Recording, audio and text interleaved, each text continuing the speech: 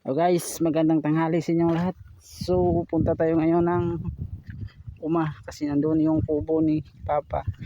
Andun kasi yung sprayer. Yan, dito tayo sa daan naglalakad. Tanghaling tapat, napakainit ngayon guys.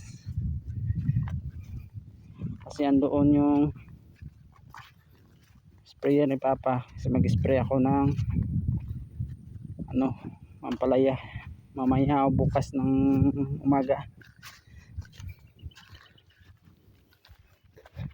Saka mag-spray na rin ako na para sa pamatay ng damo doon sa kilid. Itataniman ko ng talong. Ganda ng palay, oh. Ganda ng palay guys. Kita talaga ang bunga ng variety kaya to.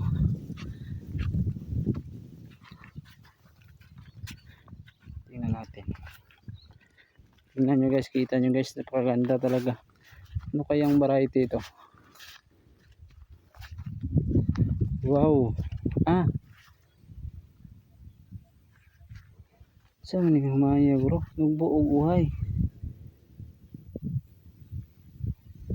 Ganda guys, ganda guys. Pilit. Dili isad.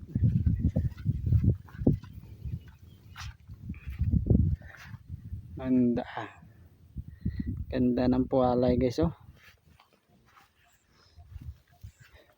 Yung iba hindi pa nag-ani, yung iba naghahani na. Yung doon nadaanan ko doon na ngani na. Dito hindi pa kasi medyo hilaw pa.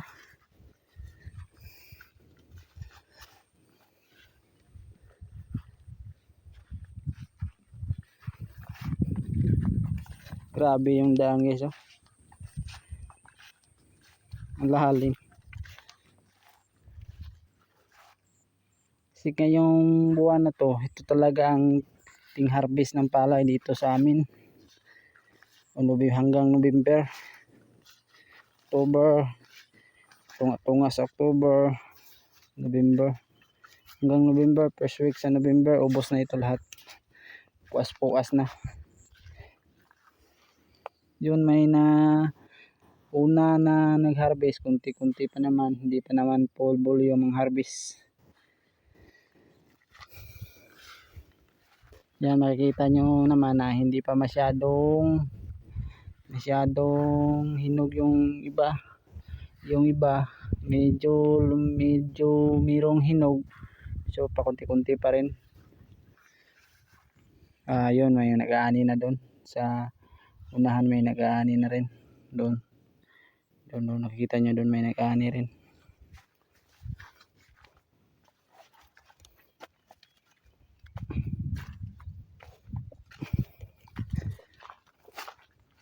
Bulad ta sa init. Doon sa kubo kasi namin yung sprayer na ginagamit ni Papa pang ng palay, pang spray. Kasi wala kasi akong sprayer na akin, kaya manghiram na lang tayo. Kasi pwede naman akong bumili ng sprayer na akin, kaso hindi ko naman magagamit. Magagamit ko naman, kaso mahal ngayon yung sprayer, higit 2K siguro. Kaya hiram lang tayo, yung gagamitan natin yung ampalaya lang naman. Saka per week naman tayo mag-spray. Hindi naman yung ginagamit ni Papa yung sprayer niya kasi hinog na ngayon ang palay, hindi na magkapag-spray. Meron ding mga palay na bago pang tanim mo. Ito. Yun.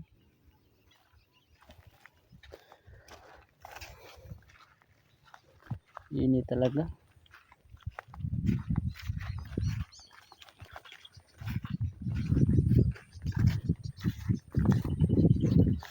Pag naninibago ka sa init, parang masakit yung init sa katawan. Ito guys, may mga luto na guys, yan. May luto na.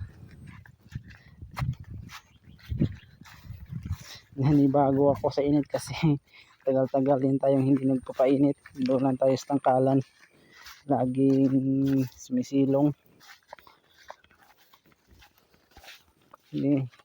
ginagawa natin, baboy lang naman, saka doon para ikot-ikot lang tayo doon sa tangkalan, palya, baboy, saka sunod sa bahay.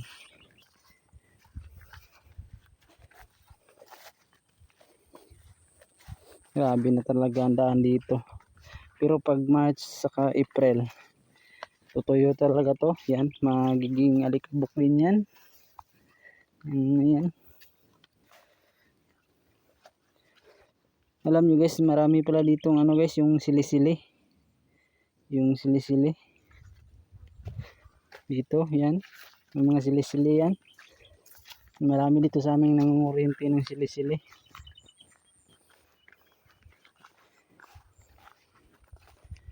Anong oras na ba ngayon?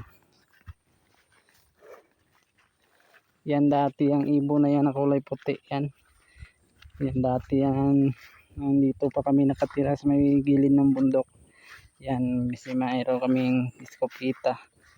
Aga saka hapon na mamaril ako ng ganyang ibon. Yan.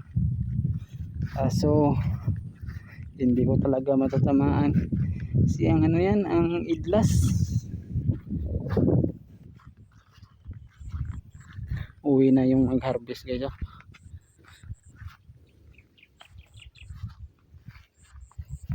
Dito ako naglalakad papunta na, malapit na ako doon sa bundok na yan. Dati ito tulugan ng kalabaw to. Dati bubon to. Dati balon yan dati. Ngayon wala na, ginawa ng tulugan ng kalabaw.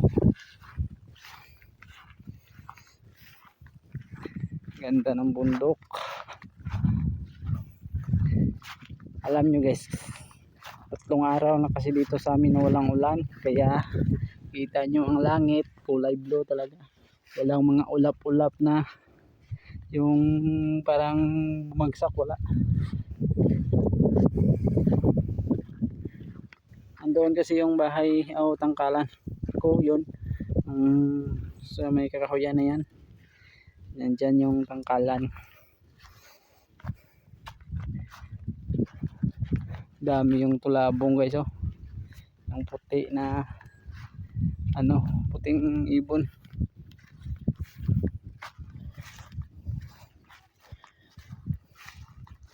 Guys, pahinga muna tayo ng konti. Dito muna tayo pahinga.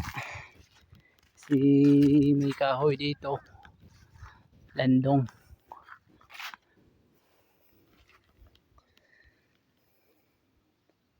Nag-harvest pala si Tio Kaboy. Harvest pala siya ng palay. Doon din ang harvest din doon, no. May pakunti-kunti ring ng harvest ngayon. Pakunti-kunti pa naman, hindi pa naman full. Kasi pag full harvest na, wala ka talagang makikita dyan na kulay green. Puro na yan ano, parang laya. Hinog na. Yan lang naman ang palayan dito sa amin. Yan, kita nyo yan. Yan. Sa mga kalahati ngayong buwan, ubos na yan.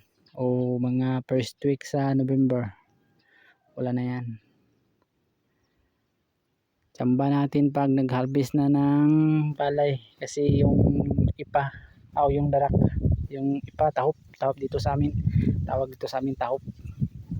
Yun talaga ang inabangan ko, yung tahop, kasi yun ang magandang ipakain sa aking mga inahing baboy para makasave ako sa feeds. Save ako sa feeds pag hindi malaking gasto ko sa feeds pag time na ting harvest ng palay. Kasi marami akong mabibilhan na mga kaibigan ko na paggiling ng palay, yung darak binibinta rin. Yung darak yung tawag dito sa amin, tahop. Yan makasave ako sa feeds. Pero sa ngayon na hindi pa harvest, wala talaga akong mabibilhan ng darak. Yung dating harvest, nag-imbak ako ng higit 50 sack siguro ng darak. Kaso sa pagka ngayon may natira isang sako na lang para na lang yun sa inahin ko doon na sa last na nanganak ko na inahin doon sa tangkal. Yung isang sako na tinira ko, yung apat ko na inahin yung pinapakain ko feeds saka mix na lang saka kangkong, marami namang kangkong doon sa gilid. Ayun na lang, si hindi pa naman full ang